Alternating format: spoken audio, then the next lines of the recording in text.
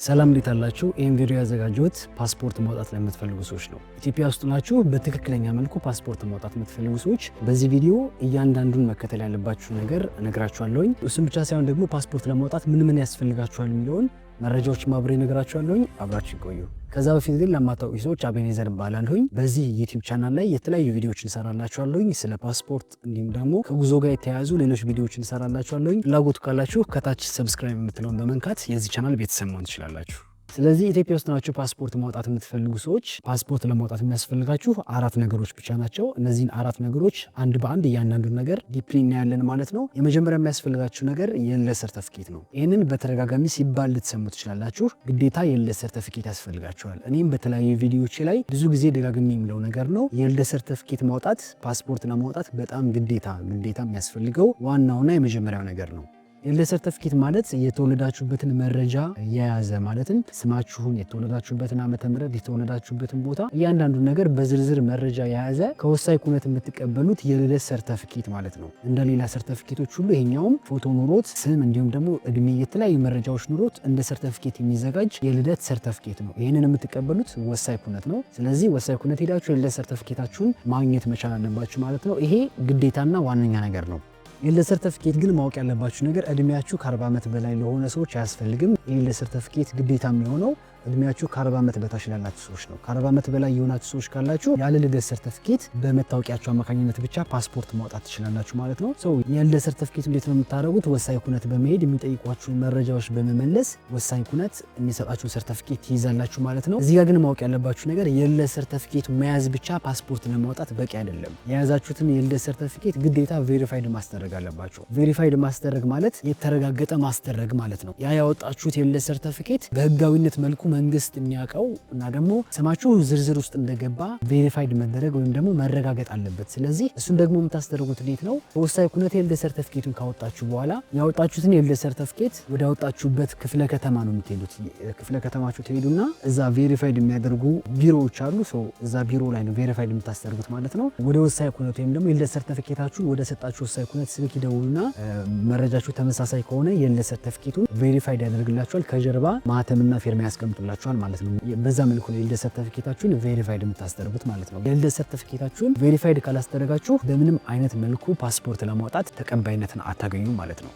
ሌላኛው ሁለተኛው የሚያስፈልጋችሁ ነገር ደግሞ የቀበሌ መታወቂያ ያስፈልጋችኋል። ይህንን ብዙ ሰዎች በተደጋጋሚ ኮሜንት ላይ እንዲሁም ደግሞ እኔን በግሌ በኢንቦክስ የጠየቃችሁ ነበረ። ያለ ቀበሌ መታወቂያ ፓስፖርት ማውጣት አንችልም እያላችሁ በተደጋጋሚ የጠየቃችሁ ነበረ። ያለ ቀበሌ መታወቂያ ፓስፖርት ማውጣት በህጋዊነት አይቻልም። ይህንን በጣም በተደጋጋሚ እያወራሁት ያለሁት ነገር ነው። ግዴታ የቀበሌ መታወቂያ ያስፈልጋችኋል። የቀበሌ መታወቂያ ለምን እንደሚያስፈልጋችሁ ወደ በኋላ ላይ መረጃውን እሰጣችኋለሁ። ኦንላይን አፕላይ ስታደርጉ ዌብሳይት ላይ መረጃችሁን አስገብታችሁ ለቀጠሮ ስታመቻችሁ ወይም ቀጠሮ ስትይዙ የቀበሌ መታወቂያ በግዴታነት እንድታስገቡ ይጠይቃችኋል። ስለዚህ የቀበሌ መታወቂያ ያስፈልጋችኋል። የታደሰ የቀበሌ መታወቂያ ማዘጋጀታችሁንም በሁለተኛ ደረጃነት እንዳትረሱ።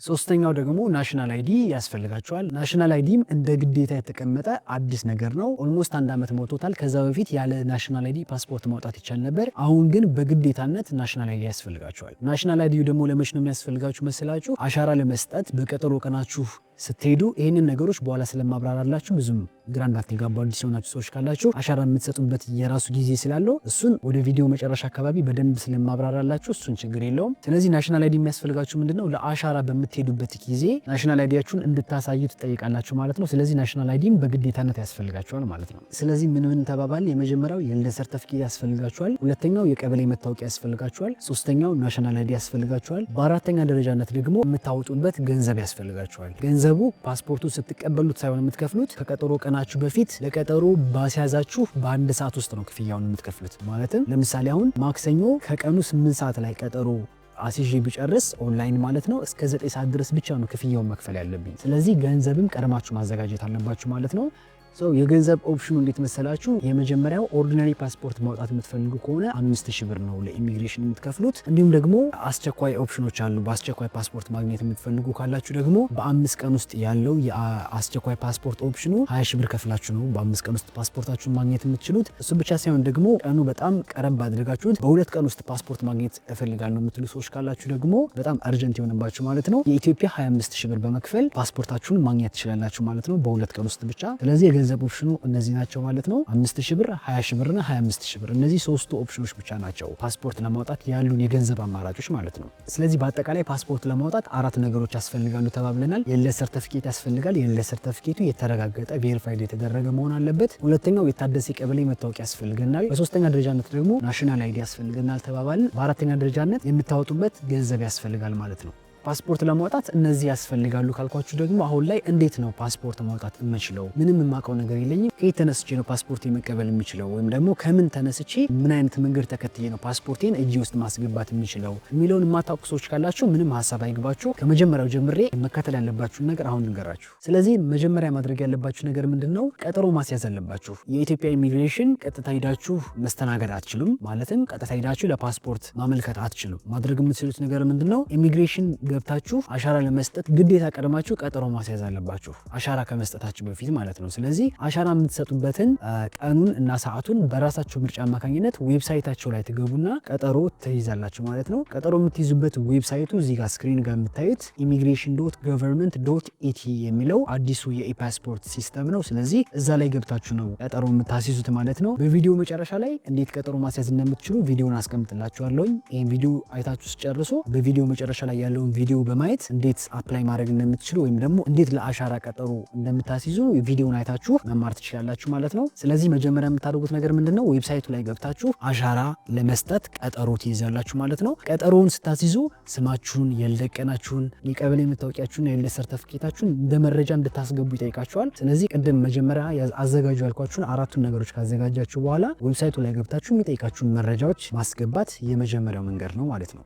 ሁለተኛው ነገር ደግሞ ዌብሳይቱ ላይ ቀጠሮ የምታስይዙበትን ኦፕሽን ከጨረሳችሁ በኋላ በሁለተኛ ደረጃነት በቀጠሮ ቀናችሁ ኢሚግሬሽን በመሄድ አሻራና ፎቶአችሁን ትሰጣላችሁ ማለት ነው። ፎቶም እዛ ያነሳችኋል። አሻራችሁን፣ የአይናችሁን ብሌን ፎቶ እንትን ይላሉ፣ እስካን ያደርጋሉ። የጣታችሁን አሻራ ይቀበሏችኋል ማለት ነው። እንደዚህ አይነት የተለያዩ መረጃዎችን እዛ ይቀበላችኋል። ያኔ ስትሄዱ ቅድም እንዳልኳችሁ ግዴታ የናሽናል አይዲ ይዛችሁ ነው መሄድ ያለባችሁ። ስለዚህ ሁለተኛው ስቴፕ ምንድነው? በመረጣችሁት ቀንና ሰዓት ኢሚግሬሽን ቢሮ ሄዳችሁ አሻራና ፎቶ ትሰጣላችሁ ማለት ነው። እዚህ ጋር ግራ እንዳይገባችሁ የምትሄዱበትን ኢሚግሬሽን ቢሮ የምትመርጡት ራሳችሁ ናችሁ። ዌብሳይቱ ላይ የመጀመሪያ ኦፕሽን ላይ ዌብሳይቱ ላይ ገብታችሁ ለቀጠሮ ለማስያዝ ስትሞክሩ የትኛው ኦፊስ በየትኛው ሰዓት መቼ ቀኑን ራሳችሁ ናችሁ የምትመርጡት። ስለዚህ የፈለጋችሁት ከተማ አዲስ አበባ ሊሆን ይችላል፣ የክልል ከተሞች ሊሆን ይችላል። የትኛውም ቦታ ኢትዮጵያዊ ከሆናችሁ ለፓስፖርት አመልክታችሁ ፓስፖርት ማውጣት ትችላላችሁ። ስለዚህ የምትፈልጉት ቦታ ላይ የምትፈልጉትን የኢሚግሬሽን ቢሮ ትመርጣላችሁ። ከዛ በኋላ የምትፈልጉትን ቀን ትመርጣላችሁ። ከዛ ደግሞ የምትፈልጉትን ሰዓት ትመርጣላችሁ ማለት ነው። በዛ ቀን ሁለተኛው ስቴፕ ላይ ሄዳችሁ አሻራችሁን ትሰጣላችሁ ማለት ነው።